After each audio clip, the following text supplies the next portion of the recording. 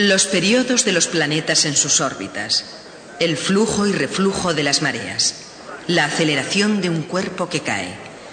Todos esos fenómenos son consecuencia de la fuerza de la gravedad y han inspirado el trabajo de muchos científicos, desde Kepler a Einstein. Bien, casi hemos llegado al final de nuestra historia. Pero antes quisiera atar algunos cabos sueltos. El primero es la tercera ley de Kepler, que nos ayudará a terminar con el problema de Kepler. Luego está la cuestión de las mareas. Recordarán que Galileo tenía una teoría que él consideraba como la coronación de los éxitos de su carrera científica, porque probaba con ella que Copérnico tenía razón. Pero Galileo estaba equivocado. Hoy les voy a explicar cómo funcionan las mareas. Y finalmente, quiero que volvamos a lo primero que hicimos, la ley de la caída de los cuerpos. La gravedad aplica una fuerza a cada cuerpo justamente de modo que hace caer a todos con la misma velocidad. Se le ocurrió a Albert Einstein que tenía que haber una poderosa razón para que eso fuera cierto. Y buscando esa razón, descubrió nada menos que una nueva teoría del universo. Y esos serán los cabos sueltos de hoy. Así que vamos a comenzar. Galileo Galilei escribió un famoso libro que le causó un montón de problemas. 250 años más tarde, Charles Louis Dodson, otro matemático, escribió otro libro igualmente popular. Las matemáticas de Dodson eran tan respetables y casi igualmente olvidadas como la época victoriana en la cual se publicaron. Sin embargo, como Galileo, siempre será recordado, pero bajo su seudónimo literario, Lewis Carroll. Y solo mientras haya niños que aprecien el arte del puro disparate.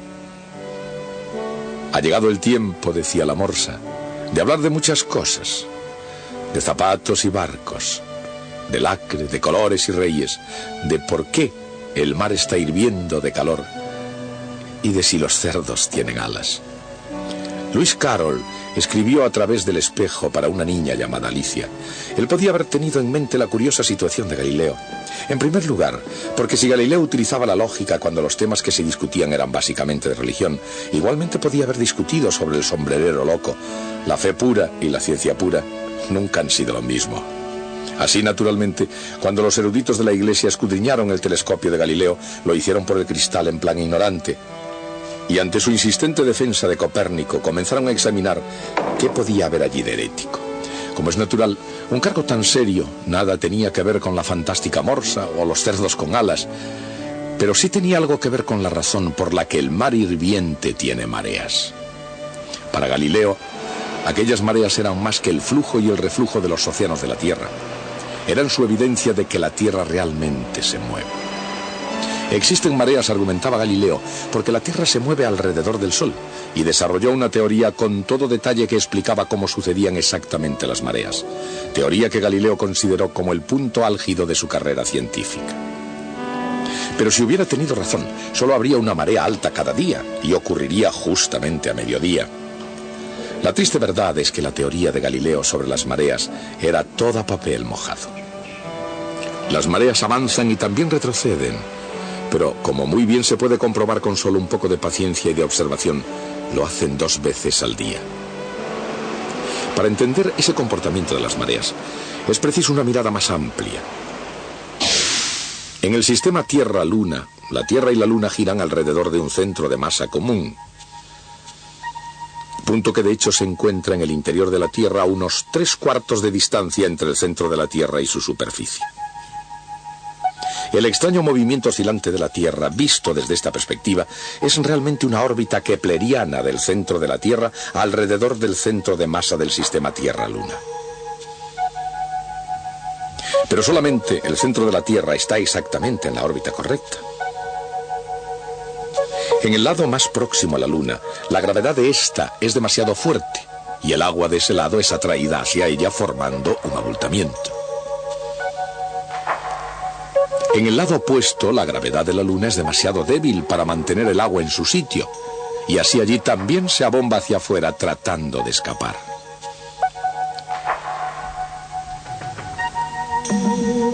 Cuando la Tierra oscila alrededor del centro de la gravedad Tierra-Luna, también está girando sobre su propio eje. Y al hacerlo pasa por debajo de esas protuberancias. En los lugares donde la Tierra en su rotación pasa debajo del agua que se ha elevado, ocurren las mareas altas. Y en los puntos entre ellos se suceden las mareas bajas. 2 mareas altas y 2 mareas bajas cada día. Y cada día también el Sol juega su papel en el continuo drama de las mareas. Como la gravedad del Sol tira fuertemente de la Tierra, igual que la de la Luna, contribuyen las mareas de la misma forma que la del Sol, aunque el Sol sea mucho mayor. El efecto del Sol es aproximadamente la mitad que el de la Luna, porque está a mucha más distancia de la Tierra. En luna llena y en luna nueva, la Tierra, el Sol y la Luna se encuentran en línea recta y entonces los efectos del Sol y de la Luna sobre las mareas se refuerzan el uno al otro y dan lugar a las pleamares más altas y a las bajamares más bajas. Altas y bajas, las mareas suben y bajan porque la Tierra se mueve. Al escribir su teoría, Galileo no se equivocaba al alzar su pluma en defensa de Copérnico. Aquella era una batalla aislada, pero por lo menos en principio no estaba solo. En 1618, 2 años después de que la Iglesia amonestara a Galileo, advirtiéndole que cesara de enseñar tan peligrosas ideas, Johannes Kepler publicaba un libro llamado La Armonía de los Mundos. Más que un argumento sobre la verdad de Copérnico, aquel libro era la prueba de Kepler de que él mismo no había estado viviendo una mentira. Kepler no solo intentaba desenvolver y exponer los secretos del universo, trataba de conjuntarlos y explicarlos todos en un libro que fuera una síntesis de geometría, música y astronomía que abarcase todo. Desde Platón y la Edad de Oro, ninguna obra podía equipararse a la ambiciosa naturaleza de La Armonía de los Mundos de Kepler. Y cuando Newton escarbó en las ideas de Kepler, encontró tesoros matemáticos de incalculable valor. Puede que haya sido tedioso examinar cuidadosamente una música que no se podía oír, fantasías que no se podían entender y modelos planetarios que se entendían aún menos. Pero qué remunerador debe haber sido desenterrar las 3 leyes de Kepler. Según Newton, la primera ley de Kepler decía que las órbitas de los planetas eran elipses. La segunda ley establecía que el radio vector de un planeta barría áreas iguales en tiempos iguales. Y finalmente, la tercera ley decía que el cuadrado del período de cualquier planeta es proporcional al cubo de su semieje mayor. Pero, ¿por qué? Integrando la segunda ley de Kepler a lo largo de un periodo completo, se obtiene que el periodo de un planeta es proporcional al área de su órbita, pero también es inversamente proporcional al cociente entre el momento cinético y la masa. Esta relación es verdadera para muchas formas de movimiento. Por ejemplo, sería cierta si el sistema solar girase como un cuerpo sólido y todos los planetas tuvieran el mismo periodo. También sería verdadera si los sistemas solares giraran como un vórtice, con cada planeta teniendo el mismo cociente entre su momento cinético y su masa. Entonces, el período de cada planeta sería proporcional al cuadrado del área de su órbita. Es también verdadera en el caso del movimiento real de los planetas.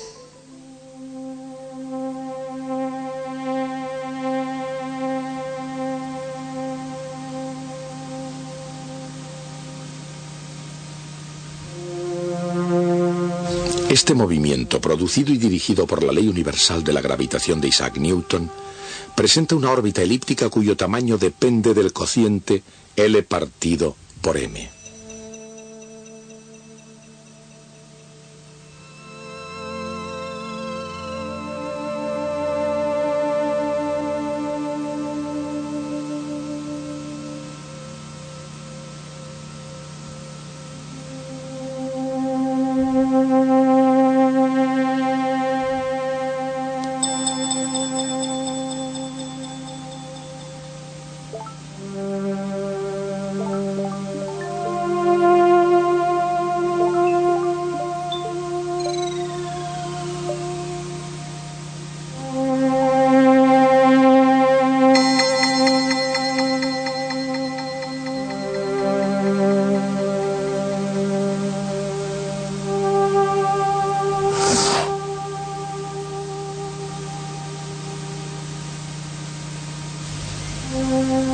Así, finalmente, 4π al cuadrado, la constante gravitatoria y la masa del Sol relacionan t al cuadrado con a al cubo en cada planeta.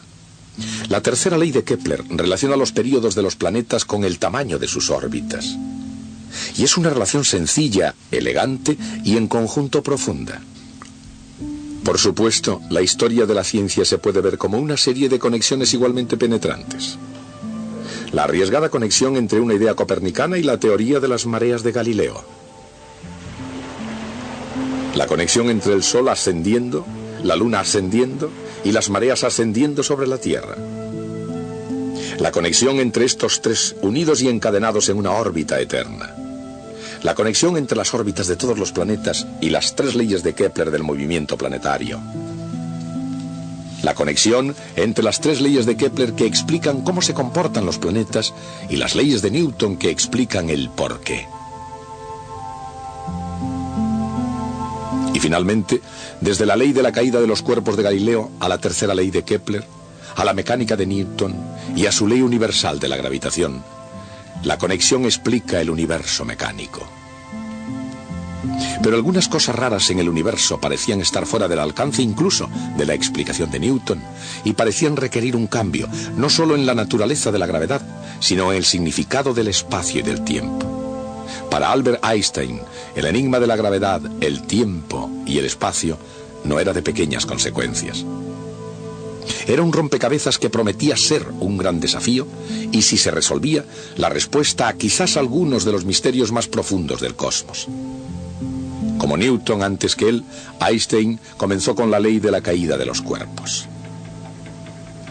Galileo no comprendió completamente la gravedad, ni nadie lo haría hasta Newton. Pero Galileo descubrió el hecho de que todos los cuerpos caen con la misma aceleración constante. ¿Por qué la fuerza de la gravedad conducía a tan extraño resultado? Al calcular la aceleración en la caída de una manzana, se simplifica la masa y queda la misma aceleración para cualquier cuerpo que cae. Pero, ¿por qué es así?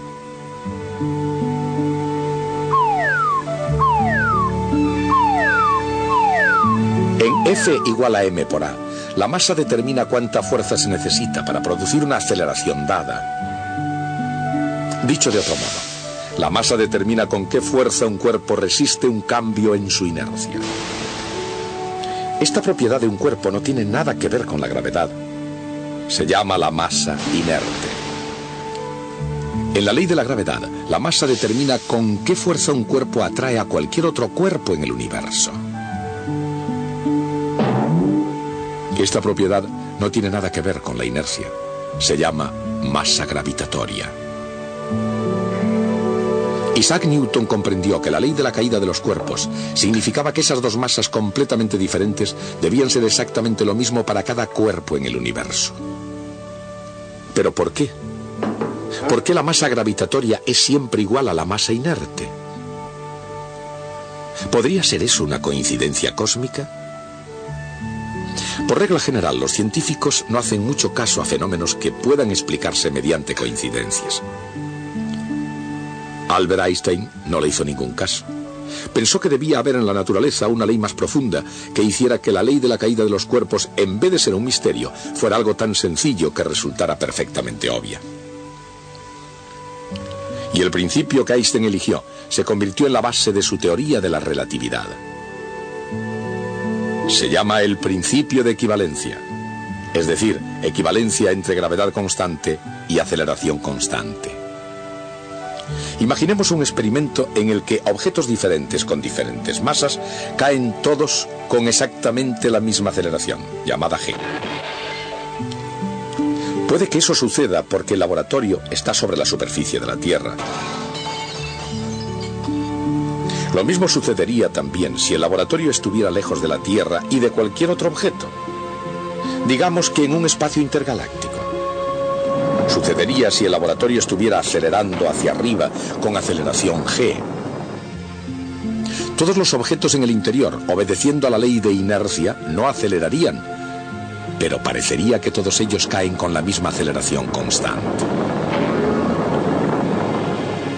Albert Einstein comprendió que la ley de caída de los cuerpos y la misteriosa igualdad de masa gravitatoria y masa inerte se podrían explicar perfectamente de ser cierto lo siguiente.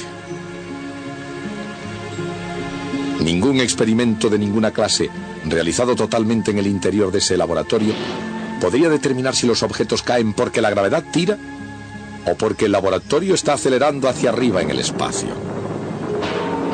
La idea parece casi demasiado sencilla para ser verdad, pero Einstein no se la tomó a la ligera. Se preguntó cómo saldría el experimento si se realizase con un rayo de luz. En un laboratorio fuera, en el espacio, la respuesta era fácil de ver. Si el cohete acelera hacia arriba mientras el rayo de luz lo cruza, este parecería inclinarse un poquito hacia abajo. Pero, ¿qué sucedería en el caso de la Tierra? La respuesta se obtiene del propio principio. Como ningún experimento, ni siquiera este, puede determinar si el laboratorio está en la Tierra o en el espacio, el resultado debe ser exactamente el mismo.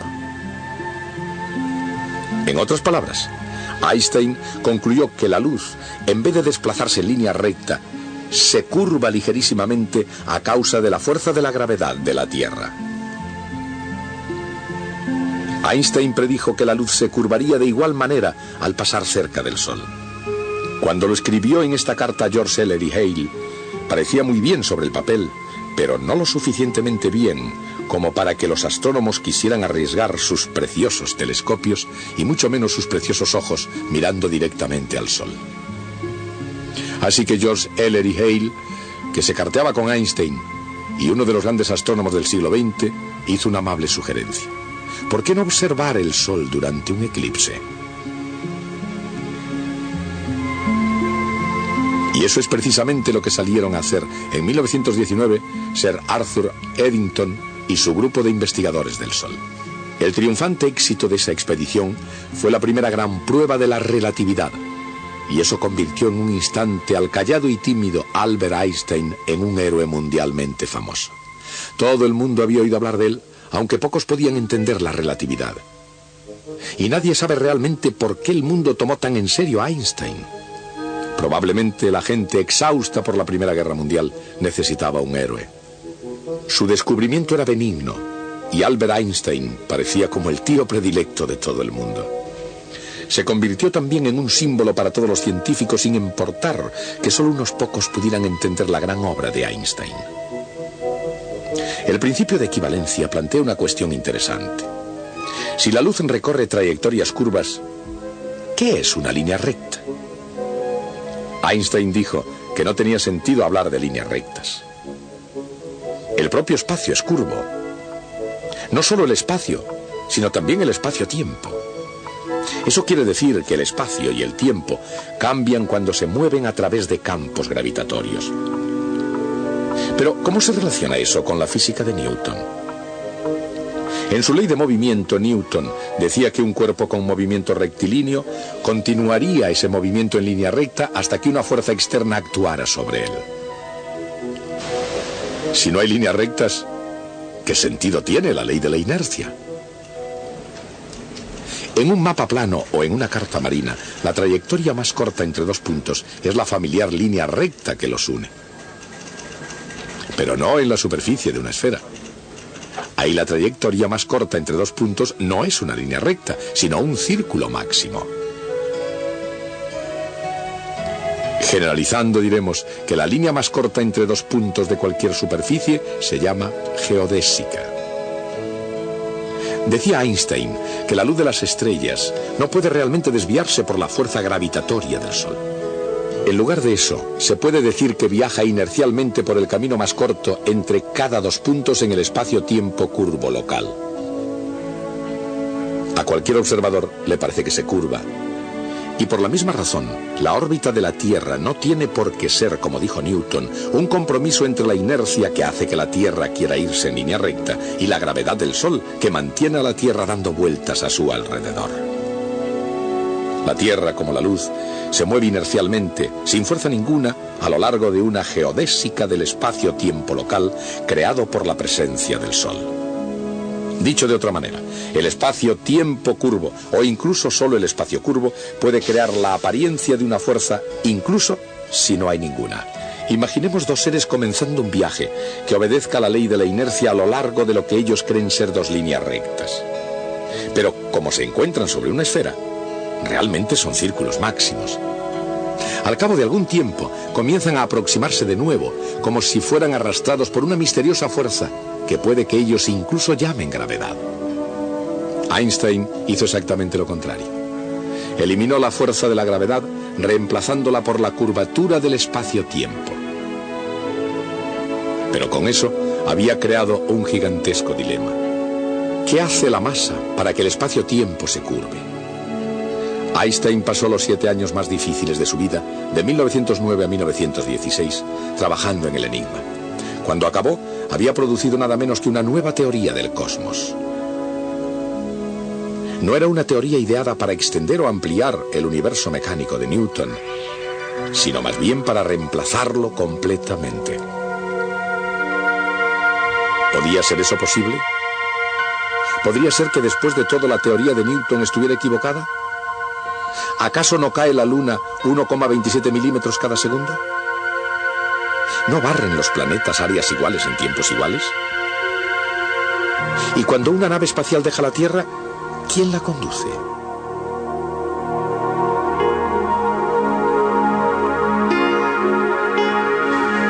Por supuesto, las leyes de Newton siguen funcionando tan bien como siempre.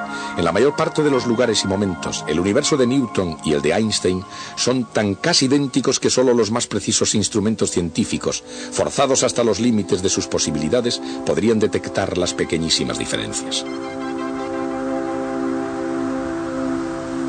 Pero hay momentos y lugares en el universo donde las condiciones son tan extremas que solo la teoría de Einstein puede explicarlas. Por ejemplo, cuando una estrella muy grande, una estrella mucho mayor que el Sol, agota su combustible nuclear, comienza a desplomarse bajo su propia gravedad. Parte de su masa vuela hacia afuera en una violenta explosión. Pero sin una fuerza suficiente para oponerse al derrumbamiento, la caída hacia el interior continúa hasta que la gravedad se hace tan intensa que el propio espacio-tiempo se extiende y se curva hasta convertirse en un punto de curvatura infinita llamado agujero negro.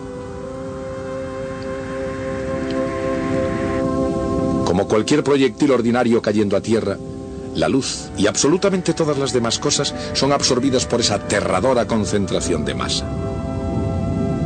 Es necesaria una inmensa cantidad de masa concentrada en un espacio muy pequeño para producir un agujero negro. Sí, existen los agujeros negros o son restos de gigantescas estrellas que se han derrumbado o pueden ser primitivos restos del Big Bang del instante en que comenzó el universo.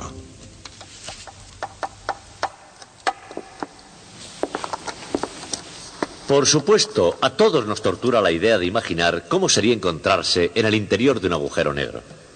Pero eso nunca lo sabremos. Es la máxima imposibilidad. Puede que se las arreglen para caer en uno de ellos y de veras lo intentan, pero entonces, incluso si sobreviven, no habría manera de que pudieran decirnos qué es lo que habían encontrado en su interior. Y aquí hay algo sobre lo que reflexionar. Cuando el universo se creó en el Big Bang, comenzó a expandirse con gran rapidez. Masas informes de materia concentradas en galaxias, pero galaxias que se van separando unas de otras a gran velocidad, incluso hoy en día. Con el tiempo, esa expansión va aminorando. Después de todo, las galaxias se atraen unas a otras en virtud de la gravedad. De hecho, si la densidad de la materia en el universo es lo suficientemente alta, esa expansión no continuará para siempre. Algún día, el universo empezará a contraerse de nuevo. Poco a poco irá haciéndose más pequeño, acercándose a otro cataclismo tremendo, que es justamente el inverso del Big Bang. En cosmología ese acontecimiento también tiene un nombre. Se llama el Big Crunch, el gran crujido. Ahora bien, no sabemos si hay bastante materia en el universo que haga que eso suceda. Pero supongamos que sí la hay. En ese caso, Nada escapará a esa contracción, ni siquiera la propia luz. Pero si nada, ni siquiera la luz, puede escapar, y eso es lo que hemos descrito exactamente como el interior de un agujero negro. Es posible que estemos actualmente en el interior de un agujero negro. Puede ser que nuestro universo entero sea el interior de un agujero negro de otro universo. Creo que es una idea suficientemente importante como para tenerles ocupados hasta el próximo día. La teoría general de la relatividad de Einstein reemplaza la gravedad por la curvatura del espacio-tiempo. Cuanto más masivo sea un objeto, mayor será la curvatura del espacio-tiempo alrededor del objeto. Un agujero negro es un objeto para el cual el espacio-tiempo está tan curvado que nada puede escapar de él. Y dijo el maestro: ha llegado el momento de atar muchos cabos, de saber cómo las garras de Tycho y las leyes de Kepler precisamente hicieron trizas a los griegos, de saber por qué el espacio de Einstein está suelto en muchas cabezas en lugar de Newton.